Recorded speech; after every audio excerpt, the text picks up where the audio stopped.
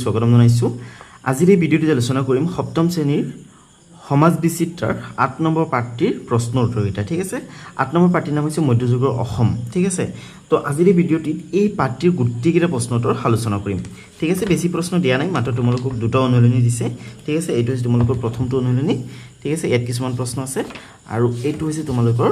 শেষৰটো অনুশীলনী ঠিক আছে ছাত্ৰছাত্ৰীসকল অনুশীলনী প্ৰশ্নটোৰ আলোচনা কৰাৰ পিছত মই তোমালোকক কিছুমান অতিৰিক্ত প্ৰশ্নোত্তৰ দেখাই দিম ঠিক আছে তাৰমানে পাঠটোৰ ভিতৰৰ পৰা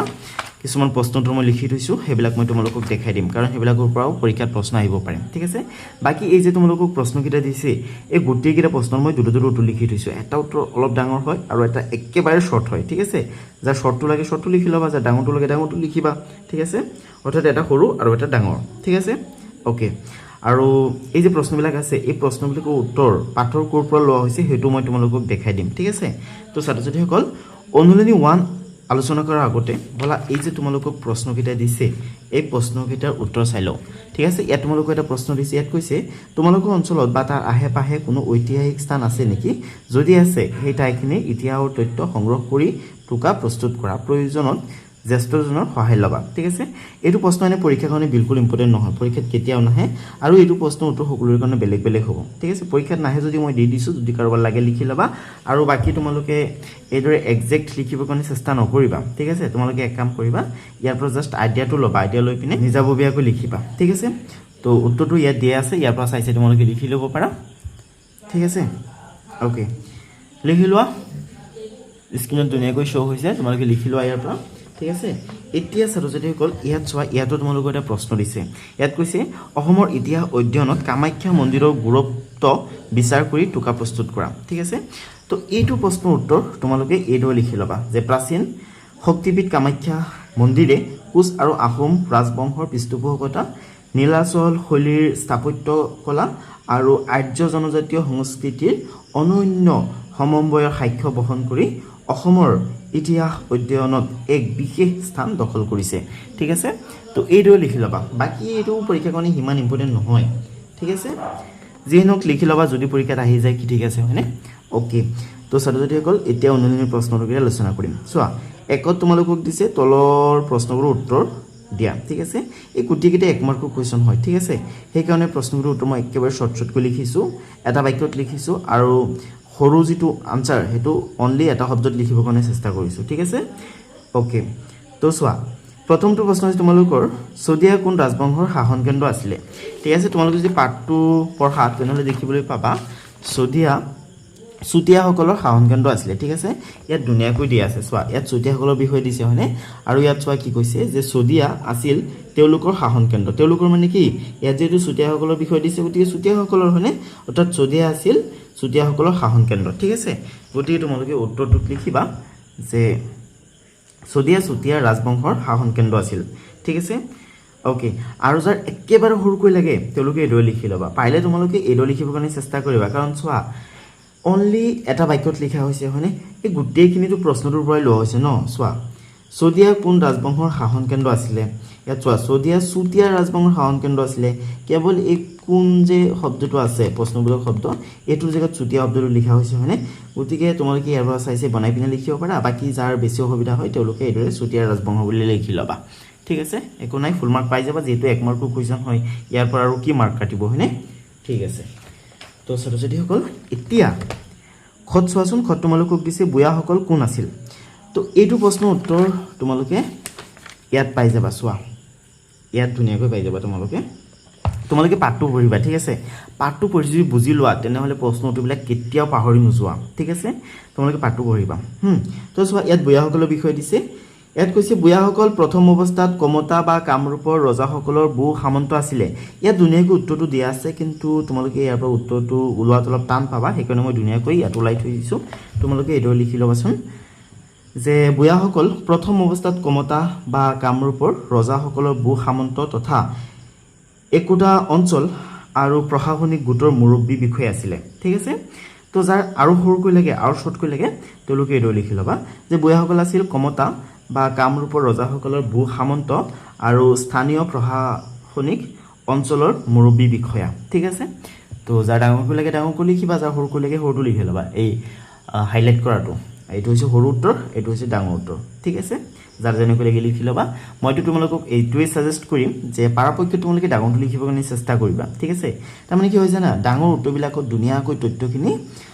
ইনক্লুড কৰিব পৰা যায় ঠিক আছে অন্তৰ্ভুক্ত কৰিব পৰা যায় কিন্তু যিবিলাক সৰু উত্তৰ আছে সেইবিলাকত কঠিন শব্দ ব্যৱহাৰ কৰা হয় আৰু গোটেইখিনি তথ্য ইনক্লুড কৰিব পৰা নাযায় সেইকাৰণে তোমালোকৰ বুজাত অলপ টান হ'ব পাৰে তোমালোকে পৰাপক্ষত ডাঙৰটো লিখিবা আৰু যদি বেছি অসুবিধা হৈ যায় তেনেহ'লে সৰুটো লিখিবা একো নাই ঠিক আছে মাৰ্ক পাই যাবা ঠিক আছে বহুত ৰিসাৰ্চ কৰি তোমালোকৰ কাৰণে আনসাৰবিলাক ডিজাইন কৰা হৈছে ঠিক আছে হেতুক লৈ টেনচন কৰি নাথাকিবা ওকে এতিয়া গত চোৱা গত তোমালোকক দিছে বুয়াসকলে কেতিয়াৰ পৰা মধ্য অসমৰ এক উল্লেখযোগ্য ৰাজনৈতিক শক্তি হিচাপে মূৰ দাঙি উঠিছিল ইয়াৰ উত্তৰটো তোমালোকে ইয়াত পাবা চোৱা ইয়াত দিছে যে পাছলৈ কমতা ৰাজ্যৰ ৰজা সন্ধ্যাৰ শাসনকালত ৰাজ্যখন দুৰ্বল হৈ পৰে সেই সুযোগতে নিজৰ কৰ্তৃত্ব অসমৰ পশ্চিম ফাললৈও বিস্তাৰিত কৰি বুয়াসকল এক উল্লেখযোগ্য শক্তিলৈ পৰিণত হৈছিল ঠিক আছে তাৰমানে ৰজা সন্ধ্যাৰ মৃত্যুৰ পিছত আৰু ঠিক আছে তো চোৱা এইটো হৈছে কুৱেশ্যন এইটো হৈছে ডাঙৰ উত্তৰ ঠিক আছে যাৰ ডাঙৰ কৰি লাগে এইটো লিখি ল'বা যে ৰজা সন্ধ্যাৰ শাসনকালত কমতা ৰাজ্য দুৰ্বল হৈ পৰাৰ সুযোগতে বুয়াসকলে এক উল্লেখযোগ্য শক্তি হিচাপে মূৰ দাঙি উঠিছিল ঠিক আছে আৰু যাৰ ইয়াতকৈ সৰুকৈ লাগে তেওঁলোকে এইটো লিখিবা যে ৰজা সন্ধ্যাৰ শাসনকালত কমতা ৰাজ্য দুৰ্বল হোৱাত বুয়াসকলে শক্তিশালী ৰূপত মূৰ দাঙি উঠিছিল ঠিক আছে ওকে তো পৰৱৰ্তী প্ৰশ্নটো হৈছে যে ডিমাপুৰ আৰু মাইবঙত কোন ৰাজবংশই শাসন কৰিছিল ঠিক আছে ইয়াৰ উত্তৰটো তোমালোকে চোৱা ইয়াত পাই যাবা তোমালোকে যদি কছাৰীসকলৰ হেৰিখিনি পঢ়া পৰিচয়খিনি পঢ়া তেনেহ'লে তোমালোকে দেখিবলৈ পাবা যে প্ৰথমে ডিমাপুৰ আৰু পাছলৈ মাইবং কছাৰীসকলৰ শাসন কেন্দ্ৰ আছিল ঠিক আছে ওকে ইয়াৰ পৰা আমি কি গম পাইছোঁ যে ডিমাপুৰ আৰু মাইবঙত কছাৰীসকলে শাসন কৰিছিল হয়নে কছাৰী ৰাজবংশই তো তোমালোকে উত্তৰ লিখিবা যে ডিমাপুৰ আৰু মাইবঙত কছাৰী ৰাজবংশই শাসন কৰিছিল ঠিক আছে যাৰ ইয়াতকৈ সৰুকৈ লাগে তেওঁলোকে এইদৰে লিখিলেই হ'ল যে কছাৰী ৰাজবংশই শাসন কৰিছিল ঠিক আছে ওকে তাৰ পৰৱৰ্তী প্ৰশ্নটো হৈছে যে কোন ৰাজবংশৰ পৃষ্ঠপোষকতাত সুকবি নাৰায়ণদেৱে অসমীয়া ভাষাত পদ্মপুৰাণ ৰচনা কৰিছিল ঠিক আছে ইয়াৰ উত্তৰটো তোমালোকে ইয়াত পাবা চোৱাচোন ইয়াত ধুনীয়াকৈ দিয়া আছে যে কোচ ৰজাসকলৰ পৃষ্ঠপোষকতাত সুকবি নাৰায়ণদেৱে অসমীয়াৰ পদ্মপুৰাণ আৰু বলদেৱে সূৰ্যঘড়ী দৈৱজ্ঞই দৰং ৰাজবংশাৱলী ৰচনা কৰিছিল ঠিক আছে কোন ৰজাসকলৰ বা কোন ৰাজবংশৰ কোচ ৰাজবংশৰ হয়নে কোচ ৰাজবংশৰ পৃষ্ঠপোষকতাত গতিকে উত্তৰত তোমালোকে লিখিবা যে কোচ ৰাজবংশৰ পৃষ্ঠপোষকতাত সুকবি নাৰায়ণদেৱে অসমীয়া ভাষাত পদ্মপুৰাণ ৰচনা কৰিছিল ঠিক আছে যাৰ একেবাৰে শ্বৰ্টকৈ লাগে তেওঁলোকে এইদৰে অনলি কোচ ৰাজবংশ বুলি লিখি দিবা ঠিক আছে ওকে তো ছাত্ৰ ছাত্ৰীসকল এতিয়া 2 নম্বৰত দিয়া প্ৰশ্নটোত চোৱা ইয়াত তোমালোকক দিছে কেঁচাই খাইটি গোসানীক কিয় তাম্ৰেশ্বৰী বুলিও জনা যায় ঠিক আছে ইয়াৰ উত্তৰটো তোমালোকে ইয়াত পাই যাবা ইয়াত ধুনীয়াকৈ উত্তৰটো দিয়া আছে ঠিক আছে ইয়াত তোমালোকে চোৱাচোন ইয়াত দিয়া আছে যে গোসানীৰ বিগ্ৰহ থবলৈ যিটো মন্দিৰ সজোৱা হৈছিল তাৰ মুদচ তামেৰে আবৃত আছিল সেইবাবে কেঁচাই খাইটি গোসানীক তাম্ৰেশ্বৰী মাই আৰু মন্দিৰটোক তাম্ৰেশ্বৰী মন্দিৰ বুলি কোৱা হৈছিল ঠিক আছে এইটো পেজ 76ত আছে ঠিক আছে তো উত্তৰটো তোমালোকে এইদৰে লিখি ল'বা ঠিক আছে এইটো হৈছে ডাঙৰ উত্তৰ আৰু এইটো হৈছে সৰু উত্তৰ ঠিক আছে ডাঙৰ উত্তৰটো এইদৰে লিখিবা কেঁচাই খাইটি গোসানীৰ বিগ্ৰহ থবলৈ যিটো মন্দিৰ সজোৱা হৈছিল তাৰ মুদচ তামেৰে আবৃত আছিল ঠিক আছে অৰ্থাৎ তামেৰে ঢাকা আছিল আৰু সেইবাবে কেঁচাই খাইটি গোসানীক তাম্ৰেশ্বৰী বুলি কোৱা হয় ঠিক আছে যাৰ উত্তৰটো আৰু শ্বৰ্টকৈ লাগে তেওঁলোকে এইদৰে লিখি ল'লেই হ'ল যে কেঁচাই খাইটি গোসানীৰ বিগ্ৰহ থকা মন্দিৰটোৰ মুদচ তামেৰে আবৃত থকাৰ বাবে কেঁচাই খাইটি গোসানীক তাম্ৰেশ্বৰী বুলি জনা যায় ঠিক আছে হ'ব একেবাৰে সহজ হয় হয়নে তাৰপিছত চোৱা ইয়াত তোমালোকক কি কৈছে যে বুঢ়াসকলক কিয় 12 বুঢ়া আৰু সৰু বুঢ়া এই দুটা ভাগত ভাগ কৰা হৈছিল ঠিক আছে তো তোমালোকে যদি চোৱা তেনেহ'লে উত্তৰটো ইয়াত দেখিবলৈ পাবা ঠিক আছে ইয়াত চোৱা ইয়াত ধুনীয়াকৈ দিয়া আছে উত্তৰটো ইয়াৰ পৰা এইখিনিত দিয়া আছে মই ধুনীয়াকৈ সৰু কৰি তোমালোকৰ লিখি থৈছোঁ এইটো পেজ 77ত আছে ঠিক আছে 77ত আছে হ'ব তো উত্তৰটো মই ধুনীয়াকৈ লিখি থৈছোঁ তোমালোকে এইদৰে লিখিবা যে ভূমি ৰাজহ সংগ্ৰহৰ সময়ত হিচাপ নিকাচৰ সুবিধাৰ্থে 12খন গাঁৱেৰে গঠিত গোটৰ মুৰব্বী বিষয়াজনক 12 বুঢ়া আৰু 12খনতকৈ কম গাঁও থকা গোটৰ বিষয়াজনক সৰু বুঢ়া বুলি কোৱা হৈছিল ঠিক আছে সৰু বুঢ়া বা ছোট বুঢ়া ঠিক আছে ওকে গতিকে এইটো ধুনীয়াকৈ লিখি ল'বা যাৰ ডাঙৰকৈ লাগে ঠিক আছে আৰু যাৰ সৰুকৈ লাগে তেওঁলোকে এইটো লিখি ল'লে হ'ল যে 12খন গাঁৱৰ গোটৰ মুৰব্বীক 12 ভূঞা আৰু 12খনতকৈ কম গাঁৱত থকা গোটৰ মুৰব্বীক সৰু ভূঞা বোলা হৈছিল ঠিক আছে এইটো ধুনীয়াকৈ লিখি ল'বা তোমালোকে ওকে ঠিক আছে তো ছাত্ৰ-ছাত্ৰীসকল এক কাম কৰা এতিয়া 4 নম্বৰ প্ৰশ্নটোত চোৱা ইয়াত তোমালোকক কৈছে যে কোচ ৰাজ্যখনৰ বিভাজন কিয় হৈছিল বিভাজনৰ পিছত গঢ়ি উঠা শাসন কেন্দ্ৰ দুটা কি আছিল ঠিক আছে তো এইটো প্ৰশ্ন উত্তৰ তোমালোকে ইয়াতে পাবা চোৱা ইয়াত ধুনীয়াকৈ উত্তৰটো দিয়া আছে ঠিক আছে মহাৰাজ নৰনাৰায়ণৰ মৃত্যুৰ পাছত কোচ ৰাজপৰিয়ালত দেখা দিয়া ক্ষমতা কেন্দ্ৰিক কন্দলৰ ফলস্বৰূপে কোচ ৰাজ্যখন কোচবিহাৰ আৰু কোচ হাজো নামেৰে দুটা ভাগত বিভক্ত হয় ঠিক আছে তো তোমালোকে উত্তৰটো এডৰ লিখি ল'বা আৰু ঠিক আছে এইটো হৈছে ডাঙৰ উত্তৰ যে নৰনাৰায়ণৰ মৃত্যুৰ পিছত ৰাজ পৰিয়ালৰ ক্ষমতাৰ কন্দলৰ বাবে কোচ ৰাজ্যৰ বিভাজন হৈছিল বিভাজনৰ পিছত গঢ়ি উঠা শাসন কেন্দ্ৰ দুটা আছিল কোচবিহাৰ আৰু কোচ হাজো ঠিক আছে যাৰ ডাঙৰকৈ লাগে এডৰ লিখিবা আৰু যাৰ সৰুকৈ লাগে তেওঁলোকে এডৰ লিখি ল'বা যে ক্ষমতাৰ কন্দলৰ বাবে কোচ ৰাজ্যখন কোচবিহাৰ আৰু কোচ হাজো এই দুটা ভাগত বিভক্ত হৈছিল ঠিক আছে ষ্টুডেণ্টছ ওকে ষ্টুডেণ্টছ এতিয়া অনুলিনী 1ৰ একেবাৰে শেষৰটো প্ৰশ্নত চোৱা অৰ্থাৎ 5 নম্বৰ প্ৰশ্নটোত চোৱা ইয়াত তোমালোকক কৈছে অসমৰ স্থাপত্য ভাস্কৰ্যৰ ক্ষেত্ৰত কোচসকলৰ অৱদান উল্লেখ কৰা তো ষ্টুডেণ্টছ ইয়াৰ উত্তৰটো তোমালোকে ইয়াতে পাই যাবা তোমালোকে যদি চোৱা তেনেহ'লে ইয়াত ধুনীয়াকৈ উত্তৰটো দেখিবলৈ পাই যাবা ঠিক আছে ইয়াৰ পৰা ইয়াৰ ভিতৰত দিয়া আছে বাকী মই তোমালোকক মানে একেবাৰে শ্বৰ্টকৈ ইয়াত লিখি দিছোঁ এইটো হৈছে ডাঙৰটো আৰু এইটো হৈছে সৰুটো উত্তৰ ঠিক আছে তো যাৰ ডাঙৰকৈ লাগে এইটো লিখিবা যে অসমৰ স্থাপত্য ভাস্কৰ্যৰ ক্ষেত্ৰত কোচ ৰজাসকলৰ অৱদান উল্লেখনীয় তেওঁলোকে নিৰ্মাণ কৰা কামাখ্যা মন্দিৰ আৰু হাজোৰ হয়গ্ৰীৱ মাধৱ মন্দিৰ তথা এই মন্দিৰৰ প্ৰৱেশ দ্বাৰ কোচ ভাস্কৰ্যৰ বিৰল কীৰ্তি ঠিক আছে 5 নম্বৰৰ প্ৰশ্নটোৰ এইটো সৰু উত্তৰ হয় ঠিক আছে যাৰ সৰুকৈ লাগে লিখি ল'বা তো ছাত্ৰ-ছাত্ৰীসকল অনুলিনী 1 আলোচনা কৰা কমপ্লিট হ'ল ঠিক আছে একেবাৰে 5 নম্বৰলৈকে কমপ্লিট হৈছে ঠিক আছে এতিয়া অনুলিনী 2 আলোচনা কৰাৰ আগতে এই যে তোমালোকক প্ৰশ্নকেইটা দিছে যে লাচিত দিৱস উদযাপনৰ তাৎপৰ্য কি তাৰপিছত ইয়াত যে প্ৰশ্নবিলাক আছে এইটো এই প্ৰশ্নবিলাকৰ উত্তৰ চাই লওঁ মই এইবিলাকত বেছি সময় নলগাওঁ কাৰণ এইবিলাক পৰীক্ষাত অহাৰ সম্ভাৱনা সিমান নাই ঠিক আছে মই জাষ্ট তোমালোকক উত্তৰবিলাক দেখাইহে দিম যাৰ যাৰ লাগে লিখি ল'বা ঠিক আছে কাৰণ কি ঠিক আছে তোমালোকক হোমৱৰ্ক কৰিবলৈ দিব পাৰি স্কুলৰ পৰা হয়নে তো চোৱা লাচিত দিৱস উদযাপনৰ তাৎপৰ্য কি এইটো প্ৰশ্ন ছাত্ৰ-ছাত্ৰীসকল ইম্পৰ্টেণ্ট হয় হা পৰীক্ষাত আহিব পাৰে ঠিক আছে বহুত ইম্পৰ্টেণ্ট এটা প্ৰশ্ন হয় এইটো লাচিত দিৱস উদযাপনৰ তাৎপৰ্য কি ঠিক আছে এইটো উত্তৰ যদিও হেৰিত দিয়া নাই কিতাপত দিয়া নাই হ'লেও প্ৰশ্নটো ইম্পৰ্টেণ্ট হয় ঠিক আছে ওকে গতিকে উত্তৰটো মুখস্থ কৰি পেলাবা আৰু এইটোৰ উত্তৰ ইয়াত ধুনীয়াকৈ দিয়া আছে যে মহাবীৰ লাচিত বৰফুকনৰ দেশপ্ৰেম আৰু বীৰত্বক সন্মান জনাবলৈ 24 নৱেম্বৰ দিনটো লাচিত দিৱস হিচাপে পালন কৰা হয় এই দিৱসে আমাক তেওঁৰ অপূৰ্ব কৰ্তব্যপৰায়ণতাৰ কথা মনত পেলাই দিয়ে আৰু নতুন প্ৰজন্মক দেশপ্ৰেম তথা সাহসিকতাৰ শিক্ষা দিয়ে ঠিক আছে ওকে তো ছাত্ৰ-ছাত্ৰীসকল এই যে প্ৰশ্নটো আছে এতিয়া এইটো প্ৰশ্ন উত্তৰ চাই লওঁ ইয়াত তোমালোকক কৈছে বিভিন্ন উৎসৰ পৰা তথ্য সংগ্ৰহ কৰি আহোম ৰাজ্যৰ পতনৰ কাৰণবোৰ বিচাৰি উলিওৱা ঠিক আছে তো উত্তৰটো তোমালোকে ইয়াৰ পৰা চাইছে ধুনীয়াকৈ লিখি ল'বা মই আৰু পঢ়ি নাথাকোঁ ভিডিঅ'টো বহুত দীঘল হৈ গৈছে আৰু এটা অনুলিনী আলোচনা কৰাৰ বাকী আছে হয়নে ওকে তো প্ৰথমে ইয়াৰ পৰা এইখিনি লিখিলা ভিডিঅ'টো ৰখাই পিনি লিখি লোৱা যদি লাগে উত্তৰটো ঠিক আছে আৰু তাৰপিছত এইখিনি ইয়াৰ পৰা এইখিনিলৈকে লিখি লোৱা মই এবাৰ সৰু কৰি দিওঁ যাতে স্ক্ৰীনত এবাৰতে দেখা যায় ঠিক আছে লাগিলে স্ক্ৰীনশ্বট লৈ ল'ব পাৰা হ'ল ঠিক আছে এতিয়া বলা নেক্সট কি আছে চাই লওঁ তাৰপিছত চোৱা ইয়াত তোমালোকক প্ৰশ্ন এটা দিছে ইয়াত তোমালোকক কৈছে প্ৰকল্প এটা দিছে আৰু কৈছে যে আহোমসকলে স্থাপত্য ভাস্কৰ্য নিৰ্মাণৰ ক্ষেত্ৰত ব্যৱহাৰ কৰা প্ৰযুক্তি বৰ্তমান সময়ত প্ৰযোজ্য হ'বনে যুক্তি দৰ্শোৱা চোৱা সেইটো সময়ত যি প্ৰযুক্তি ব্যৱহাৰ কৰি স্থাপত্য ভাস্কৰ্যবিলাক নিৰ্মাণ কৰা হৈছিলে আজিৰ কাৰণে সেইবিলাক সুইটেবল নহয় কাৰণ আজি বহুত উন্নতমানৰ প্ৰযুক্তি ব্যৱহাৰ কৰি হেৰি কনষ্ট্ৰাকশ্যন কৰা হয় ঠিক আছে গতিকে সেই পুৰণি প্ৰযুক্তি আজিৰ কাৰণে সুইটেবল নহয় ঠিক আছে গতিকে তোমালোকে উত্তৰটো এডৈ লিখি ল'বা যে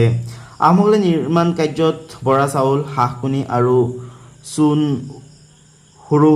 হুৰকীৰ মিশ্ৰণ ব্যৱহাৰ কৰিছিল বৰ্তমান সময়ত চিমেণ্ট আৰু ৰডৰ দৰে সহজ তথা কম খৰচী আধুনিক বিকল্প থকা বাবে নতুন গড় সজাত এই প্ৰযুক্তি ব্যৱহাৰ কৰাটো সম্ভৱ নহয় অৱশ্যে পুৰণি ঐতিহাসিক অট্টালিকাবোৰ মেৰামতি আৰু সংৰক্ষণ কৰিবলৈ আজিও এই পদ্ধতি ব্যৱহাৰ কৰা হয় ঠিক আছে এইদৰে ধুনীয়াকৈ লিখি ল'বা ঠিক আছে ওকে তাৰপিছত এইটো প্ৰশ্নত চোৱা ইয়াত আৰু এটা প্ৰশ্ন দিছে ইয়াত তোমালোকক যদি পাইকসকলৰ মুৰব্বী পতা হয় তেন্তে বৰ্তমান সময়ৰ লগত মিলাই তেওঁলোকক কেনেকুৱা কামত নিয়োজিত কৰিবা ঠিক আছে তো এইটো প্ৰশ্নৰ উত্তৰ ইয়াৰ পৰা চাইছে তোমালোকে লিখি লোৱা ঠিক আছে ইয়াৰ পৰা চাইছে ধুনীয়াকৈ তোমালোকে উত্তৰটো লিখি লোৱাচোন যাৰ যাৰ লাগে লিখি লোৱা লিখিলা ঠিক আছে যদি লিখিছা ভাল কথা এতিয়া অনুশীলনী 2 দিয়া প্ৰশ্নটোবিলাক আলোচনা কৰিম ঠিক আছে অনুশীলনী 2 1 নম্বৰত চোৱা হে তোমালোকক কৈছে তলৰ প্ৰশ্নবোৰৰ উত্তৰ দিয়া এই প্ৰশ্নবিলাকৰ উত্তৰ দিবলৈ দিছে বেছি প্ৰশ্ন দিয়া নাই ইয়াত 4টা আছে আৰু ইয়াত 3টা দিয়া আছে ঠিক আছে গতিকে ভিডিওটো শেষে হ'ব আৰু অলপ অপেক্ষা কৰি এই প্ৰশ্নটোবিলাক লিখি লোৱা বহুত ইম্পৰ্টেন্ট হৈ পৰীক্ষাৰ কাৰণে ঠিক আছে তো চোৱা ইয়াত কৈছে যে আহোমসকলে অসমত কোন দিশেৰে প্ৰৱেশ কৰিছিল আৰু কোত প্ৰথম ৰাজধানী স্থাপন কৰিছিল ছাত্ৰ-ছাত্ৰীসকল এইটো প্ৰশ্ন পৰীক্ষাৰ কাৰণে বহুত ইম্পৰ্টেন্ট হয় ঠিক আছে পৰীক্ষাত আহিবই মানে এনেকুৱা প্ৰশ্নবিলাক এইটো আহিবই মানে আহিব হিমান ফিক্স নহয় কিন্তু পৰীক্ষাত অহাৰ বহুত সম্ভাৱনা আছে ঠিক আছে গতিকে তোমালোকে প্ৰশ্নৰ উত্তৰ ইয়াত চাব পাৰা ইয়াত ধুনীয়াকৈ দিয়া আছে ঠিক আছে চোৱা এদি আছে যে বৰ্তমান ব্ৰহ্মদেশৰ মাউলুং ৰাজ্যৰ পৰা পাটকাই পৰ্বত অতিক্ৰম কৰি অসমত প্ৰৱেশ কৰিছিল ঠিক আছে গতিকে তোমালোকে ইয়াৰ পৰা চাইছে লিখিব পাৰা বাকি মই তোমালোকক মানে সৰুকৈ ধুনীয়াকৈ সহজ ভাষাত লিখি থৈছো ঠিক আছে এইটো হৈছে তোমালোকৰ প্ৰশ্নটো ঠিক আছে আৰু এইটো হৈছে ডাঙৰ উত্তৰটো যে আহোমসকলে পাটকাই পৰ্বত অতিক্ৰম কৰি অসমত প্ৰৱেশ কৰিছিল আৰু চৰাইদেউত প্ৰথম ৰাজধানী স্থাপন কৰিছিল ঠিক আছে যাৰ সৰুকৈ লাগে একেবাৰে সৰুকৈ যাৰ লাগে তেওঁলোকে এইটো লিখি ল'বা যে আহোমসকলে পাটকাই পৰ্বতেৰে অসমত সোমাই চৰাইদেউত প্ৰথম ৰাজধানী পাতিছিল ঠিক আছে ওকে তো এইটো লিখি ল'বা তাৰ পৰৱৰ্তী প্ৰশ্নটো চোৱা পৰৱৰ্তী প্ৰশ্নটো তোমালোকক দিছে যে মিৰু জমলাৰ লগত অহা লেখকজনৰ নাম কি ইয়াৰ উত্তৰটো ইয়াত ধুনীয়াকৈ দিয়া আছে পেজ 81 ঠিক আছে পেজ 81 ধুনীয়াকৈ উত্তৰটো দিয়া আছে ইয়াত চোৱা মিৰু জমলাৰ লগত সিহাবুদ্দিন তালিচ নামৰ এজন লেখক অসমলৈ আহিছিল ঠিক আছে ওকে গতিকে উত্তৰ তোমালোকে লিখিবা যে মিৰু জমলাৰ লগত অহা লেখকজনৰ নাম আছিল সিহাবুদ্দিন তালিচ ঠিক আছে যাৰ একেবাৰে সৰুকৈ লাগে তেওঁলোকে এইটো লিখি ল'বা সিহাবুদ্দিন তালিচ বুলি ঠিক আছে ছাত্ৰ-ছাত্ৰীসকল ওকে তাৰপিছত গত তোমালোকক দিছে যে আহোমসকলে সীমান্তৱৰ্তী পাহাৰীয়া জাতিবোৰৰ লগত কৰা বন্দোবস্তটোক কি বুলি কোৱা হৈছিল ঠিক আছে এইটোৰ উত্তৰ তোমালোকে যদি চোৱা তেনেহ'লে দেখিবলৈ পাবা ইয়াত ধুনীয়াকৈ দিয়া আছে ইয়াত নহয় একচুৱেলি ইয়াত দিয়া আছে ঠিক আছে পেজ 83 ঠিক আছে অৰ্থাৎ 83 দিয়া আছে যে আহোমসকলে চুবুৰীয়া পাহাৰীয়া জনজাতিসকলৰ লগত সদ্ভাৱ ৰাখিবলৈ পছা ব্যৱস্থাৰ আৰম্ভণি কৰিছিল ঠিক আছে ধুনীয়াকৈ দিয়া আছে ইয়াৰ পৰা চাইছে লিখিব পাৰা বাকি মই তোমালোকক মানে উত্তৰটো এইটো ধুনীয়াকৈ লিখি আনিছোঁ এইটো হৈছে ডাঙৰ উত্তৰ যাৰ ডাঙৰকৈ লাগে এইটো লিখি লোৱা যে আহোমসকলে সীমান্তৱৰ্তী পাহাৰীয়া জাতিবোৰৰ লগত কৰা বন্দোবস্তটোক পছা বুলি কোৱা হৈছিল ঠিক আছে যাৰ সৰুকৈ লাগে এইটো লিখিবা যে পছা বুলি কোৱা হৈছিল ঠিক আছে ছাত্ৰ-ছাত্ৰীসকল ওকে তো এতিয়া ঘট তোমালোকক দিছে আহোমসকলে বুৰঞ্জী প্ৰথমতে কোনটো ভাষাত লিখিছিল ইয়াৰ উত্তৰটো তোমালোকে এইটো লিখি ল'বাচোন যে আহোমসকলে বুৰঞ্জী প্ৰথমতে টাই আহোম ভাষাত লিখিছিল ঠিক আছে যাৰ একেবাৰে সৰুকৈ লাগে এইটো লিখি ল'বা যে টাই আহোম ভাষাত ঠিক আছে ওকে এতিয়া 2 নম্বৰ প্ৰশ্নটো চোৱা এটা তোমালোকক দিছে 1603 খ্ৰীষ্টাব্দৰ পৰা 1670 খ্ৰীষ্টাব্দৰ সময়ছোৱা কিয় আহোম শাসনৰ সংকটকাল বুলি কোৱা হয় এইটো কাৰণে মই দুটো লিখি দিছো হা এইটো হৈছে প্ৰথম উত্তৰটো অৰ্থাৎ ডাঙৰ উত্তৰটো ঠিক আছে আৰু এইটো হৈছে সৰু উত্তৰ যা ডাঙৰটো লাগে তোমালোকে এইটো লিখিবা যে 1603 খ্ৰীষ্টাব্দৰ পৰা 1670 খ্ৰীষ্টাব্দলৈ এই সময়ছোৱা আছিল আহোম মোগল সংঘাতৰ সময় এই সংঘাতৰ বাবে এই সময়ছোৱাক আহোম শাসনৰ সংকটকাল বুলি কোৱা হয় ঠিক আছে তাৰ মানে এই সময়ছোৱাত কি হৈছিল জানা মোগলসকলৰ আহোমসকলৰ লগত সঘনে যুদ্ধ বিগ্ৰহ হৈছিল আৰু ঠিক আছে সেই কাৰণে এই সময়ছোৱাক আহোম শাসনৰ সংকটকাল বুলি কোৱা হয় ঠিক আছে তো ছাত্ৰ-ছাত্ৰীসকল যাৰ ডাঙৰকৈ লাগে এইটো লিখি ল'বা যাৰ ইয়াতকৈ সৰুকৈ লাগে তেওঁলোকে এইটো লিখি ল'বা যে অহৰহ আহোম মোগল যুদ্ধ চলি থকাৰ বাবে এই সময়ছোৱাক সংকটকাল বোলা হয় ঠিক আছে ছাত্ৰ-ছাত্ৰীসকল তো এইদৰে ধুনীয়াকৈ লিখি ল'বা হ'ব ঠিক আছে ছাত্ৰ-ছাত্ৰীসকল এতিয়া 3 নম্বৰত চোৱাচোন ইয়াত তোমালোকক কৈছে যে আহোম ৰাজ্য কিয় ক্ৰমান্বয়ে দুৰ্বল হৈ পৰিছিল এইটো কাৰণে মই দুটো লিখিছোঁ ঠিক আছে এইটো হৈছে ডাঙৰ উত্তৰ আৰু এইটো হৈছে সৰু উত্তৰ যাৰ ডাঙৰকৈ লাগে তেওঁলোকে এইটো লিখিবা যে পৰৱৰ্তী শাসকসকলৰ দিনত হোৱা গৃহকন্দল মোৱামৰীয়া বিদ্ৰোহ দন্দুৱাদ্ৰু আৰু মানৰ আক্ৰমণ আদিৰ ফলত আহোম ৰাজ্য ক্ৰমান্বয়ে দুৰ্বল হৈ পৰিছিল ঠিক আছে যাৰ সৰুকৈ লাগে তেওঁলোকে এইদৰে ধুনীয়াকৈ লিখি ল'বা ঠিক আছে ওকে তো এতিয়া চাৰিত চোৱাচোন চাৰিত তোমালোকক দিছে যে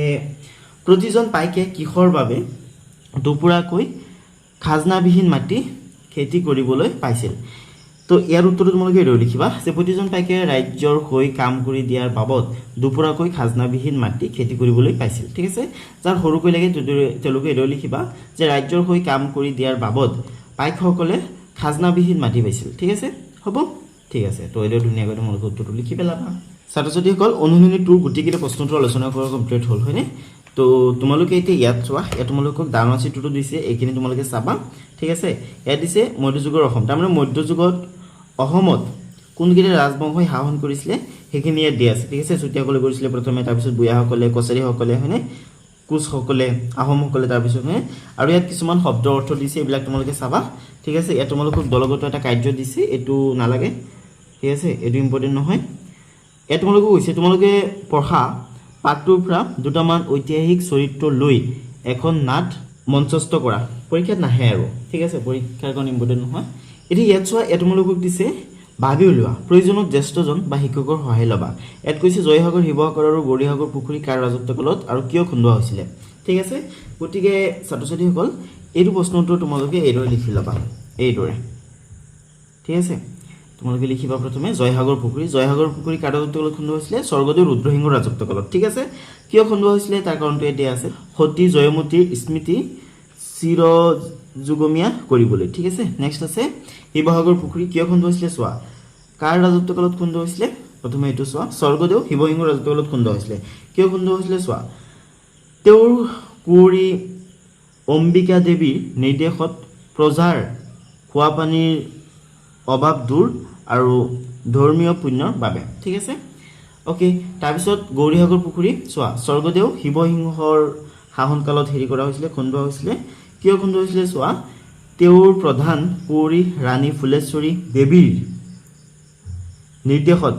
ঠিক আছে ইয়াত এই যে 29 যটো আহি গৈছে এইটো তোমালোকে কাটি দিবা ঠিক আছে দেৱীৰ নিৰ্দেশত জনসাধাৰণৰ সুবিধা আৰু ধৰ্মীয় কাৰ্যৰ বাবে ঠিক আছে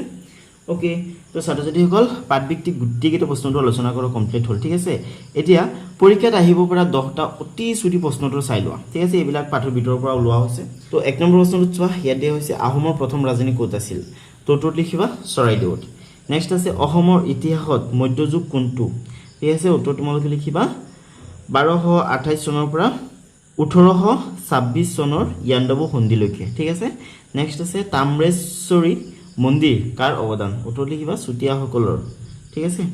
উপাস্য দেৱী কেঁচাই খাইতি ঠিক আছে ওকে নেক্সট আছে বাৰবুয়া কাক কোৱা হৈছিল লিখিবা 12খন গাঁৱৰ গোটৰ মুৰব্বীক বাৰবুয়া বুলি কোৱা হৈছিল ঠিক আছে নেক্সট এইটো 5 নম্বৰ প্ৰশ্ন চোৱা মাধৱ কুণ্ডলীয়ে কাৰ দিনত সপ্তকাণ্ড ৰামায়ণ ৰচনা কৰিছিলে কছাৰী ৰজা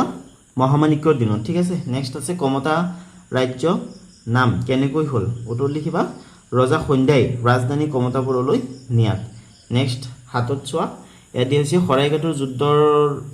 আহোম সেনাপতিজন কোন আছিল লাচিত বৰফুকন আছিল হয়নে নেক্সট আছে তাৰিখ ই আছাম কাৰ ৰচনা বাৰু চিহাবুদ্দিন তালিচৰ হয়নে নেক্সট আছে কামাখ্যা মন্দিৰৰ নিৰ্মাণ শৈলী কি বোলে উত্তৰ লিখিবা নীলাচল শৈলী তাৰপিছত দহত দিয়া হৈছে ইয়াণ্ডাবু সন্ধি কেতিয়া হৈছিল উত্তৰ লিখিবা 1826 চনত ঠিক আছে তো ছাত্ৰ ছাত্ৰীসকল গোটেইকেইটা প্ৰশ্নটো আলোচনা কৰা কমপ্লিট হ'ল হয়নে আৰু এই যে তোমালোকৰ 9 নম্বৰত পাঠটো দিছে এইটো লিংক তোমালোকে ডেসক্ৰিপচনত পাই যাবা ঠিক আছে ডেসক্ৰিপচনৰ পৰা তোমালোকে ভিডিওটো চাব পাৰিবা ঠিক আছে তো ছাত্ৰ ছাত্ৰীসকল আজিৰ ভিডিওটো ইমানেই আছিলে আজিৰ ভিডিওটো হেকলৈকে সৰ্ব তোমালোক সকলোকে বহুত বহুত ধন্যবাদ